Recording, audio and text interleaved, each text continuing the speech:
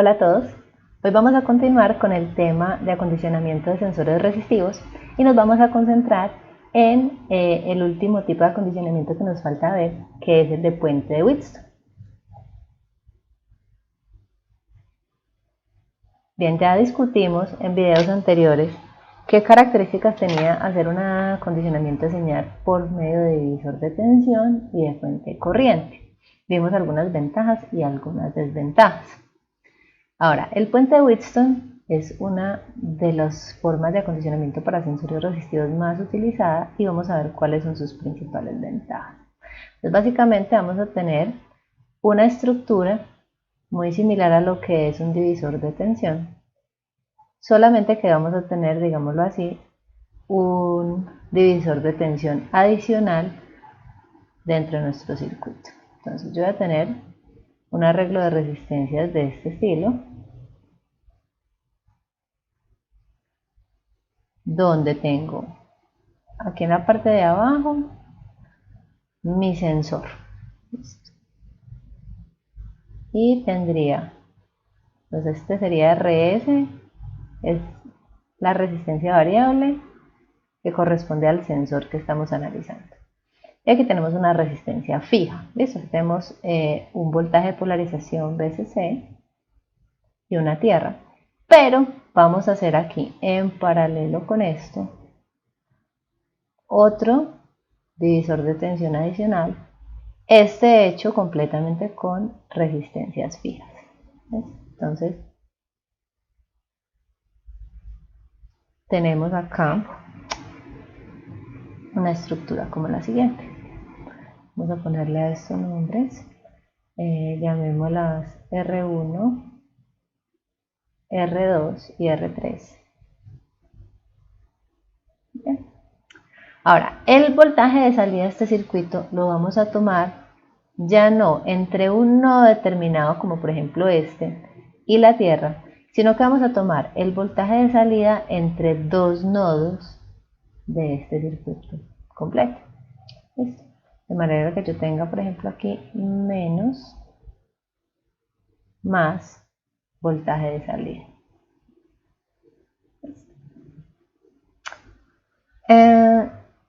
Calcular esto es simple. Listo, vamos a ponerle nombre a estos nodos. Pongámosle el nodo a este, el nodo A, P sub A, y este nodo B, P sub B. Y sabemos que B sub A entonces estaría dado por simplemente un divisor de tensión, es decir, sería VCC, VCC por RS dividido RS más R2, y B sub B sería también un divisor de tensión, en este caso VCC por R3 sobre R1 más R3. Pero el voltaje que me interesa realmente no va a ser ninguno de estos dos, sino el voltaje Vout, que está comprendido entre el nodo A y el nodo B. Entonces, por lo tanto, P sub out será la resta de esos dos voltajes, sería B sub A menos B sub B. Esto es lo que llamamos en un circuito un voltaje diferencial, es decir, un voltaje que no está referido a tierra, no se da entre un nodo y tierra, sino que se da entre dos nodos diferentes a tierra del circuito. Y eso va a tener unas particularidades muy beneficiosas, sobre todo a la hora de evitar el ruido en los circuitos. Por ahora no vamos a concentrarnos en eso, vamos primero a entender qué pasa con este arreglo. Y vamos a verlo en un ejemplo. ¿Listo? Entonces vamos a ponerle a esto pues unos valores específicos. ¿Listo? Entonces asumamos entonces que yo tengo aquí que he decidido utilizar una polarización de 5 voltios. Listo. Poner un caso. Y vamos a suponer que tenemos un sensor resistivo, pues, RS, que va a variar su resistencia con respecto a la variable que me interesa medir entre 300 ohmios y 5 kiloohmios. Este es el rango de variación. Eso quiere decir entonces que esa sería la resistencia que tendríamos en este punto de acá abajo. Estos serían RS en esa variación que estamos dando. Vamos a ponerle un valor a esta resistencia de aquí de 1K. Y las resistencias del otro divisor de tensión les pondremos valores respectivamente de 1K y 300 ohmios. Ahorita más adelante vamos a discutir un poquito cómo sería la elección de esas resistencias que acompañan al puente de Wheatstone, que ahorita llamamos R1, R2 y R3. Por ahora vamos a darle estos valores que yo les estoy diciendo aquí. Y vamos a calcular entonces cuál sería el voltaje de salida entre estos puntos a medida que varía la resistencia RS. ¿Listo? Recuerden que esto es menos más V out. Esto lo llamamos V sub A y este V sub B. Entonces, primero, V sub B es un voltaje fijo. Él no va a variar así varíe RS. ¿Listo? Porque V sub B depende solamente de estas dos resistencias de 1K y de 300 ohmios, o sea, sería simplemente 5 voltios por 300 dividido 1300. Esto por un divisor de tensión. Que eso nos daría un valor de 1.1538. ¿Ves? Pero V sub A sí va a tener una variación. Esto va a variar dependiendo de la variación de RS. Vamos a empezar por cuál sería el valor mínimo más pequeñito posible de V sub A, que sería cuando RS tiene un valor de 300. Entonces tendríamos exactamente esta misma ecuación, ¿cierto? 5 voltios por 300 sobre 1300, que me da 1.1538. Y el V sub A máximo va a ser entonces cuando RS valga 5K. Entonces por 5K sobre 6K. Y esto me va a dar un valor de 4.16. Ahora de nuevo, a mí no me interesa tanto esta variación de V sub A y V sub B como tal, ¿cierto? Sino que me va a interesar es el comportamiento de V sub out. Y V sub out pues también va a tener un máximo y un mínimo, porque recuerden que V sub A sería V sub A menos V sub B. Obviamente si V sub A varía, pues V sub out también lo hace. Entonces vamos a mirar cuál sería el mínimo, que sería el caso en que tengo estos dos valores. Miren que son iguales, ¿cierto? Cuando esta resistencia RS vale 300 ohmios, ambos divisores de tensión son iguales, los voltajes son iguales y por lo tanto la resta me va a dar 0. Pero para el caso de V sub A máximo, entonces esto sería 4.166 menos 1.1538, que me va a dar un valor de 3.013 aproximadamente. Entonces este es el mínimo y este es el máximo. Entonces, ¿qué diferencia vamos a tener entre esta configuración de puente Wheatstone y el divisor de tensión normalito que habíamos visto en el primer video? Entonces lo primero es que el voltaje es diferencial y, como les dije, eso va a tener una serie de ventajas, sobre todo a la hora de dotar de cierta inmunidad al ruido a ese voltaje de salida V sub out. ¿Listo?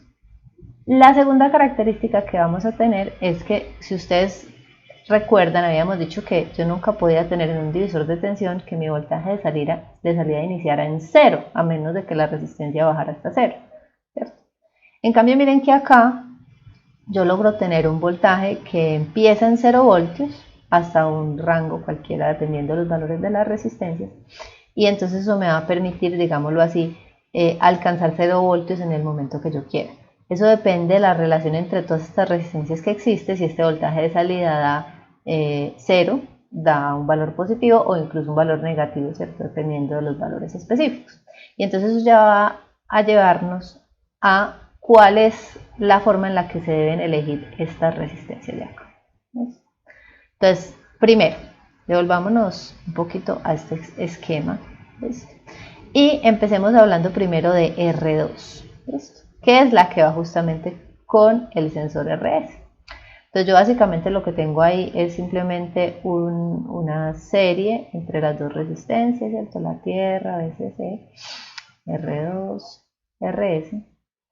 Y este valor de R2 va a estar pensado mucho en función de cuál es la corriente que pasa por aquí, que es la que en últimas va a pasar por el sensor. Entonces yo les recuerdo que algunos sensores resistivos tienen una recomendación por parte del fabricante de cuál debe ser esa corriente de activación aproximadamente. En caso de que esa corriente supere lo que el fabricante recomienda, puede suceder que ese sensor sufra de autocalentamiento, quiere decir que por la potencia generada ahí en el circuito, él produzca calor y afecte ese calor y esa diferencia de temperatura la medición que yo estoy tratando de hacer. Entonces, en función de cuánto quiero yo que sea esta corriente I, es que voy a elegir a R2, ¿cierto? Obviamente entre más pequeño R2, pues más grande va a ser la corriente I y viceversa. ¿Listo? En los otros videos veíamos, por ejemplo, el caso de la PT100, ¿cierto? Que es un sensor resistivo, y la PT100 le dice a uno que le recomienda una corriente de activación de alrededor de 1 miliamperio.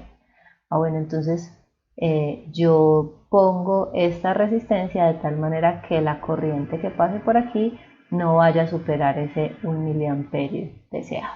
¿Bien? Ahora, hablemos de R1 y R3. La idea de R1 y R3 es escogerlos de tal manera que este voltaje P sub B sea de tal forma que la resta entre B sub A y B sub B tenga el valor de 0 cuando yo desee que tenga 0 y tenga un valor más alto o más bajo dependiendo, ¿cierto?, de la variación de RS. Entonces, ¿qué es lo usual? Va a ser que R1 sea exactamente igual a R2, es lo usual, y que R3 sea igual a RS, pero recuerden que RS varía, ¿cierto? Entonces, ¿a cuál valor de RS? Al valor de RS cuando quiero 0 voltios en la salida, ¿cierto? Cuando quiero que 0 voltios sea Vout. ¿Cómo así? Vámonos al caso que estábamos viendo acá. Digamos que este sensor resistivo es un sensor, por ejemplo, de temperatura. ¿Listo? Y que va a medir una temperatura cualquiera. Voy a decir cualquier tontería. Digamos que esto hace que sea 300 ohmios cuando tengo 0 grados centígrados y 5K cuando estoy a 500 grados centígrados. Esto es por poner un ejemplo, cualquier tontería, ¿cierto? Entonces, supongamos que yo deseo que cuando yo tenga 0 grados centígrados, mi fuente entregue un voltaje de 0 voltios. Entonces, en este caso, ¿cómo escojo R3? Como lo hice aquí. Lo escojo como 300 grados centígrados y así voy a garantizar que cuando estoy a 0 grados centígrados, que la resistencia de RS vale 300, el divisor de tensión de este lado de RS y el de este lado que es fijo son exactamente iguales y la resta me da 0. Listo. Entonces aquí estoy poniendo el 0 cuando esta resistencia vale 300. Pero si yo deseara, por ejemplo, que en realidad haya más bien 0 voltios en otro punto, por ejemplo, cuando esté yo a, qué sé yo, a 50 grados centígrados, quiero tener 0 voltios. Entonces tendría que preguntarme cuál es la resistencia de este sensor a 50 grados centígrados, lo que sea, digamos que son, qué sé yo, 500 ohmios. Entonces pondría ese valor de 500 ohmios en R3. Entonces de nuevo, R1 y R2 se escogen iguales y se hacen de tal valor que la corriente de activación del sensor sea la deseada. Y R3 se escoge de tal manera que tenga el mismo valor de RS en las condiciones en las que yo quiero que ese puente me saque 0 voltios. Ahora, vamos a hacer otro ejemplo con esto para que quede más claro, y entonces vamos a hacerlo pues con la OPT100, que lo hemos hecho ya en los otros videos. Entonces podemos hacer el mismo ejemplo con este tipo de acondicionamiento. Entonces la PT100, recuerden que tiene 100 ohmios a 0 grados centígrados, y supongamos que vamos a medir hasta 100 grados centígrados para hacer el mismo ejemplo que hemos tenido en los otros casos. Entonces tengo 138.5 ohmios a 100 grados centígrados. Hago mi puente de Wheatstone. ¿Cómo voy a escoger R2? Lo voy a escoger para que la corriente que pase por ese circuito no vaya a superar 1 miliamperio. Entonces, en este caso, digamos que escogemos 4.7K como el valor de R2, de manera que ese divisor de tensión que tenemos, ¿cierto? Aquí con el sensor sería 4.7K y sería aquí RS, que variaría entre 100 y 138.5 ohmios. O sea que, digamos, la mayor corriente posible que habría de ahí sería el voltaje dividido 4.7K más 100, que es la resistencia más pequeña ahí posible. Vamos a suponer que vamos a utilizar un voltaje de polarización de 5 voltios. ¿Sí? Digamos que ese es el rango de voltajes que estoy manejando en mi sistema de medición. Eso quiere decir entonces que esta corriente I sería máximo de 5 voltios sobre 4.7K más 100 ohmios, o sea, 4800, que esto me da 1.04 miliamperios. ¿Listo? Entonces estoy ya cumpliendo con esa corriente de activación que me dice el fabricante que recomienda de 1 miliamperio. Entonces ya tengo la elección de R2. Evidentemente puede escogerse otro valor, ¿cierto? Si lo escojo un poco más alto, esta corriente me bajará un poquito. Si la resistencia baja, pues aumentará un poco esa corriente. Ya me voy saliendo de las especificaciones que me da el fabricante, pero en fin, es una elección del diseñador del circuito, digámoslo así. Recordemos que dijimos que R1 era igual a R2, por lo tanto también va a ser de 4.7K, y R3 va a tener el valor de la resistencia en el punto en el que yo quiera 0 voltios. Entonces digamos, vamos a suponer que yo deseo que tengamos 0 voltios aquí, en 0 grados centígrados. ¿Sí? Si eso es lo que yo deseo, entonces R3 debería tener un valor de 100 ohmios. ¿No? Pero si yo quisiera 0 voltios a 100 grados centígrados, entonces pues tendría que ponerle allí un valor de 138.5 ohmios. Es ya mi elección. ¿Listo? Vamos a ver cómo nos van a quedar los voltajes ahí. Entonces recordemos R1 igual a R2 igual a 4.7K. R3 es de 100 ohmios y RS varía entre 100 y 138.5 ohmios. ¿Listo? Entonces, vamos a tener un voltaje B sub A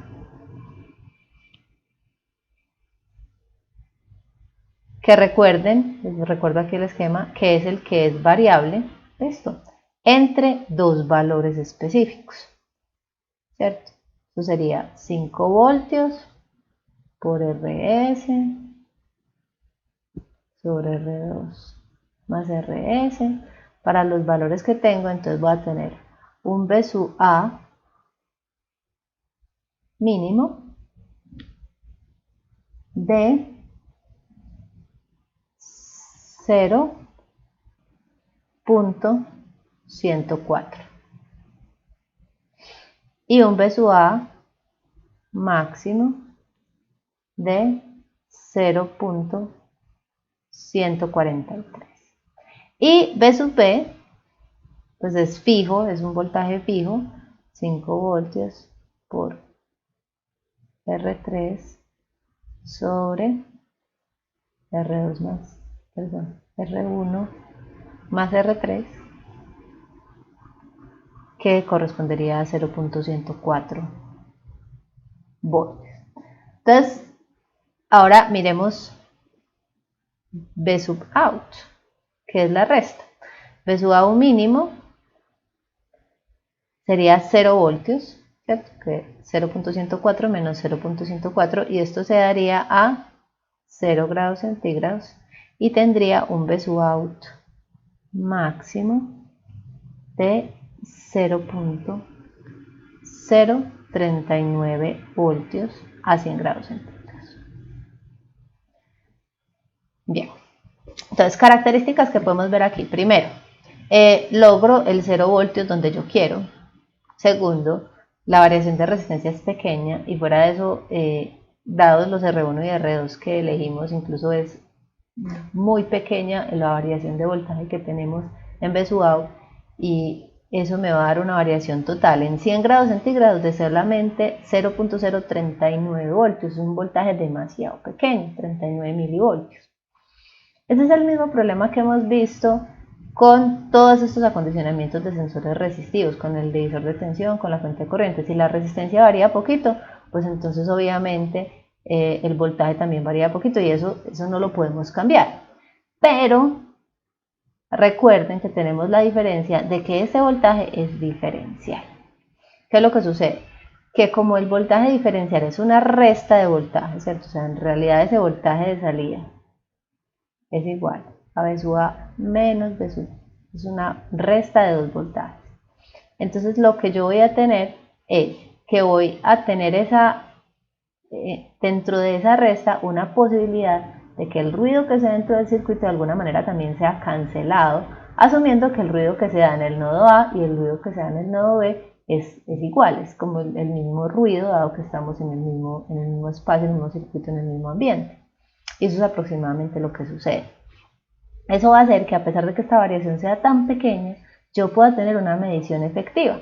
Evidentemente que este voltaje tan pequeñito yo lo voy a tener que amplificar, ¿listo? Entonces siempre con los puentes de Wheatstone se suele acompañar algo que se llama un amplificador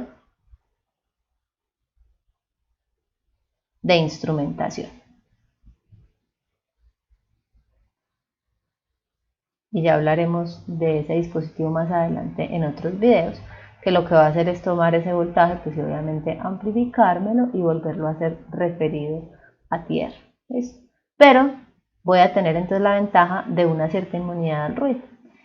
Ahora, nos falta hablar de otra cosa, y es que hablamos en los casos anteriores acerca de la linealidad. Si ustedes miran esta ecuación que estoy dando acá, estas ecuaciones que son dos divisores de tensiones, y si yo resto eso, evidentemente la relación entre voltaje y resistencia en un puente de Wheatstone no es lineal, al igual que no lo era tampoco en el divisor de tensión. Eso solo me lo da la fuente de corriente. Entonces pongamos características del puente de Wheatstone. Primero, voy a requerir un amplificador de instrumentación. Segundo, relación no lineal.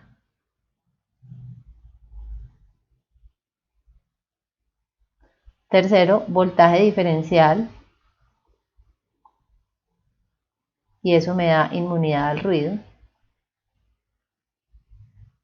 por lo menos cierto tipo de inmunidad al ruido, no total, pero mejora mucho las cosas. Y por último, hablemos de qué tan versátil es este circuito. Entonces, miremos una cosa. En este caso, a medida que aumenta RS, cuando yo aumento este valor, el voltaje B sub A aumenta. Y por lo tanto, la resta B sub A menos B sub B también aumenta. Si yo quisiera que la relación fuera inversamente proporcional, yo podría coger este sensor, ¿cierto? Este mismo arreglo y decir, ¿sabe qué? Voy a poner aquí RS y voy a poner aquí R2. Tengo la variación. Y en este caso podría tener entonces una relación inversamente proporcional porque a medida de que RS aumenta, B sub A baja y la resta baja. Aún más, si quiero, puedo hacer otra cosa adicional. Puedo decidir, no, voy a dejar las cosas tal y como estaban. Este es RS y este es R2. Pero ¿qué tal si determino mi voltaje de salida ahora va a ser el más aquí y el menos acá? De manera que el voltaje de salida ya no sería B sub A menos B sub B, sino B sub B menos B sub A. ¿Qué tendría en ese caso? RS sube, B sub A aumenta, pero como ahora tengo es B sub B menos B sub A, si B sub A sube, la resta disminuye, baja. Entonces digamos que con un puente de Wheatstone yo podría jugar con cuál es el lado más positivo del puente, cuál es el más negativo y cuál es la localización del sensor, si es junto a tierra o junto al voltaje de polarización, y así podría tener una versatilidad en si mi relación entre voltaje y resistencia es directa o inversamente proporcional. Entonces digámoslo así, es de alguna forma un poco versátil.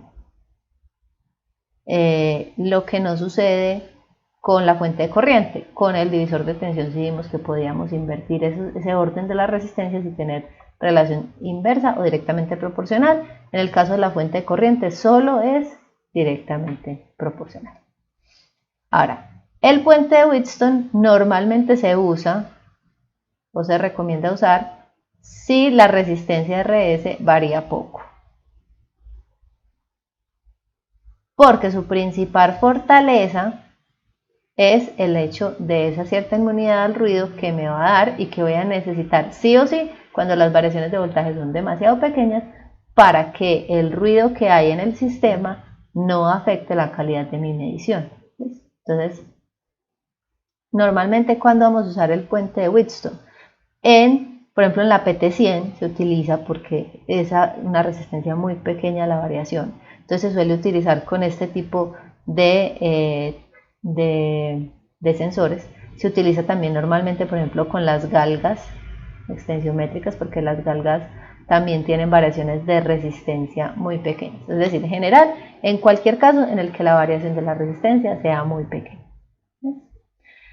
Con eso hemos completado como todo lo que tiene que ver con el acondicionamiento de sensores resistivos, desde cuáles son los tipos que se pueden hacer, y luego estaremos haciendo entonces otros videos en los que vamos a aclarar un poquito más esta parte de lo que es el amplificador de instrumentación y la parte de lo que es una señal diferencial y sus ventajas y sus desventajas, que sería como lo que nos quedaría faltando aquí, porque digamos que el acondicionamiento por fuente de Wheatstone nunca viene solo, no estaría completo si no hablamos del amplificador de instrumentación. Entonces, normalmente siempre vamos a tener así el puente, que a veces lo dibujan así como de esta forma, es lo mismo, ¿cierto?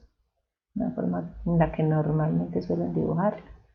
Aquí la tierra, aquí el BCC, y generalmente de aquí vamos a ir a un amplificador de instrumentación, ¿ves? Para ya tener una salida completamente acondicionada. Sería un amplificador de instrumentación. Eso es todo por hoy.